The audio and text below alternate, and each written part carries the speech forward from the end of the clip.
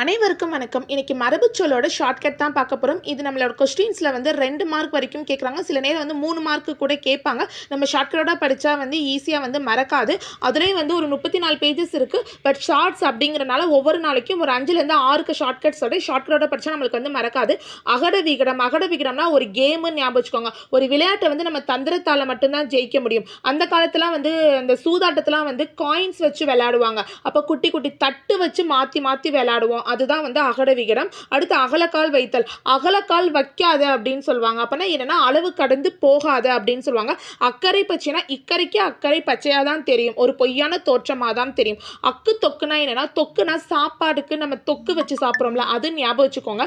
நம்ம சாப்பாடுக்கு வந்து தொக்கு எப்படி சாப்பாடோட ஒரு பற்றா ஒட்டு பற்றா இருக்கோ அந்த மாதிரி ஒட்டு பற்று.